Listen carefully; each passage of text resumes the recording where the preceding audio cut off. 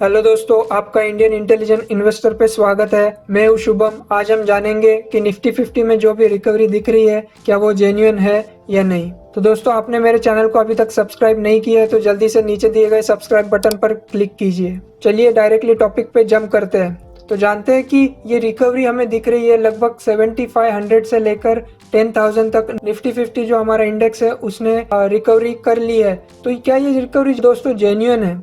तो पहली बात जानते हैं कि ये हमारे मार्केट को अफेक्ट कौन करता है सबसे ज़्यादा। तो सबसे ज़्यादा अफेक्ट करता है वो है यूएस मार्केट। तो यूएस मार्केट में नास्डाक स्टॉक एक्सचेंज में नास्डाक कंपोजिट करके एक इंडेक्स है जो कि निफ्टी 50 जैसा ही इंडेक्स है। तो उसकी रिकवरी देख लेते हैं दोस्तों। तो इसकी भी रिकवरी हुई है दोस्तों पिछले 3 महीनों से। इसकी वजह से हमारी निफ्टी 50 की प्राइस भी रिकवर हुई है। तो आज हम जानते हैं कि ऐसा क्यों होता है और क्राइसिस के टाइम में ही ऐसा क्यों होता है। तो दोस्तों, आप सबको पता है कि ये जो इंस्टीट्यूशनल इन्वेस्टर होते हैं, बड़े बड़े इन्वेस्टर जिनके पास बहुत ज़्यादा शेयर्स होते हैं, वो ऐसे वक्त में जब क्राइसिस का माहौल होता है, सब लोग सेल कर रहे होते हैं, तब अपने शेयर सेल नहीं कर पाते क्योंकि उन्होंने शेयर सेल कर दिए तो मार्केट की प्राइस बहुत ही नीचे चली जाएगी और उन्होंने जो भी प्रॉफिट कमाया इतने दिनों से वेट करके वो उनके पास नहीं रहेगा, कम प्रॉफिट मिलेगा। तो वो एक आइडिया करते हैं। तो वो ऐसी आइडिया करते हैं कि मार्केट को ऐसे दिखाने का प्रयत्न करते हैं कि मार्केट रिकवर होने वाला है या फिर आगे दौड़ने वाला है बहुत ज़्यादा। तो ये खुद ही शेयर्स और बाय करना चालू कर देते हैं मार्केट प्राइस पे, जिसकी वजह से शॉर्ट पीरियड ऑफ टाइम में मार्केट की प्राइस बहुत ही ज़्यादा बढ़ जाती है। और इसका असर सिर्फ हमारे मार्केट में नहीं होता, दुनिया भर के बहुत से मार्केट में होता है। तो ऐसा दिखाया जाता है क्योंकि रिटेल इन्वेस्टर यानी सामान्य निवेशक, इनको ऐसा लगे कि अभी मार्केट में इन्वेस्ट करने का टाइम है, तो वो ज़्यादातर लोग इस टाइम पे इन्वेस्ट करना चालू कर देते हैं। ये पीक है दोस्तों, ये सेकंड पीक है, ये फर्स्ट पीक था, ये सेकंड पीक है। तो ये सेकंड पीक में भी चालू कर देते हैं दोस्तों। हालांकि यहाँ पे भी बहुत जनों ने बाय करके रखा होता है, यहाँ पे उनका लॉस होता है तो यहाँ सेल कर देते हैं, फिर से यहाँ पे बाय करते हैं और फिर भी उनका लॉस होने वाला होता है दोस्तों।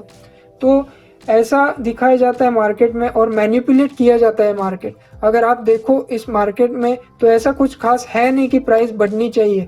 वैसे यूएस की भी प्राइस अगर देखो आप तो यूएस की प्राइस लगातार बढ़ रही है, जबकि यूएस में बहुत से आंदोलन चल रहे हैं गवर्नमेंट के खिलाफ, फिर भी कुछ रीजन ना होने के बावजूद भी उनकी प्राइस बढ़ती ही जा रही है दोस्तों। तो ये मुझे लग रहा है बहुत ही बड़ा मैनिपुलेशन है, गेम खेला जा रहा है रिटेल इन्वेस्टर के साथ।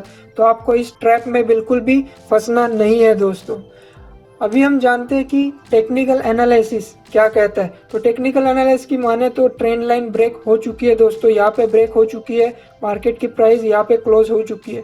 बाद में मैनिपुलेशन जब चालू हुआ तो फिर से ट्रेंड लाइन ऊपर की साइड में टूटी है और बाद में फिर नीचे की साइड टूटी है और फिर ऊपर के साइड टूटी है। तो अभी ये कैंडल डिसाइड करेगी दोस्तों कि आगे क्या होने वाला है, लेकिन मुझे नहीं लगता आगे कुछ खास अपवर्ड मूवमेंट दिखने वाली है क्योंकि ये मैनिपुलेशन के संकेत है। ऊपर टूटना, नीचे टूटना, फिर से ऊपर टूटना, तो ये पूरी तरह से मैनिपुलेट हो चुका है। जब मैनिपुलेशन होता है दोस्तों तो आगे जाके मार्केट नीचे गिरने वाला होता है। तो दोस्तों, मार्केट जो मैनिपुलेशन होता है वो कब होता है? जब साइक्लिकल क्राइसिस आता है। साइक्लिकल क्राइसिस यानी मार्केट बहुत ज़्यादा बढ़ने के बाद एक टाइम आता है जब मार्केट को एक जगह पे रुकना पड़ता है या फिर करेक्शन दिखाना पड़ता है। करेक्शन यानी डाउनवर्ड मूवमेंट। तो करेक्शन दिखाना पड़ता है, इसके कारण ये मार्केट नीचे जाता है। तो ऐसे वक्त में इंस्टीट्यूशनल इन्वेस्टर्स है ये मैनिपुलेशन जारी रखते हैं। लेकिन अगर क्राइसिस स्ट्रक्चरल हो, जैसे कि 2008 में हुआ था दोस्तों, ये स्ट्रक्चरल क्राइसिस था। स्ट्रक्चरल क्राइसिस का अर्थ ये होता है कि सिस्टम में गवर्नमेंट की कौन सी पॉलिसी है या फिर किधर दुनिया में कुछ पॉलिसी में गड़बड़ है, वो खराब पॉलिसी है, या फिर किसी देश ने बैंक्रप्सी घोषित कर दी, या फिर किसी बड़े देश ने लोन लिया और चुका नहीं रहा है, या फिर किसी देश के बीच में युद्ध होने जा रहा है। तो ऐसे वक्त में उसे स्ट्रक्चरल हम क्राइसिस कह सकते हैं। स्ट्रक्चरल यानी मानव निर्मित, जबकि साइक्लिकल यानी थोड़े थोड़े पीरियड में आने वाला, वो ऑटोमेटिकली आता है दोस्तों प्राइस बढ़ने के बाद। तो ये साइक्लिकल है। तो साइक्लिकल के माहौल में ये इंस्टीट्यूशनल इन्वेस्टर प्राइस को मैनिपुलेट करना जारी रखते हैं। तो अभी हम जानेंगे कि ये ऐसे ही क्राइसिस कब हुए थे। तो निफ्टी 50 की देखें तो दोस्तों देखिए, वॉल्यूम जो है, इसको वॉल्यूम कहते हैं दोस्तों, शेयर्स कितने खरीदे और बेचे, ये दर्शाता है ये ग्राफ। ये चार्ट जो भी है बार चार्ट वो दर्शाता है कि वॉल्यूम कितने कम हुए, वॉल्यूम कितने बढ़े हैं, शेयर्स कितने बेचे गए हो या फिर खरीदे गए हो। तो इसमें दिख रहा है कि दोस्तों बहुत ज़्यादा इधर बढ़ गए हैं और ऐसे वक्त में हमेशा मार्केट गिरने वाला होता है जब वॉल्यूम बहुत ही बढ़ जाता है। हम हिस्ट्री वाला भी एग्जांपल देखेंगे, हिस्ट्री में भी सेम यही हुआ है दोस्तों। 2008 में देखो आप वॉल्यूम बढ़ चुका है, यहाँ पे ज़्यादा बढ़ा नहीं है क्योंकि मैंने जैसे कहा ये स्ट्रक्चरल क्राइसिस था। स्ट्रक्चरल क्राइसिस में वॉल्यूम इतना ज़्यादा ना बढ़ने के बावजूद भी क्राइसिस आ सकता है। हम जानते हैं 2000 में क्या हुआ था। तो 2000 में हम देखें तो हमारी इकोनॉमी तो कुछ खास हुआ नहीं था, कुछ मूवमेंट दिखाई नहीं थी, इतना ज़्यादा वॉल्यूम बढ़ा भी नहीं था। लेकिन फिर क्यों ऐसा क्राइसिस हुआ? तो नास्डैक को हम देखते हैं दोस्तों।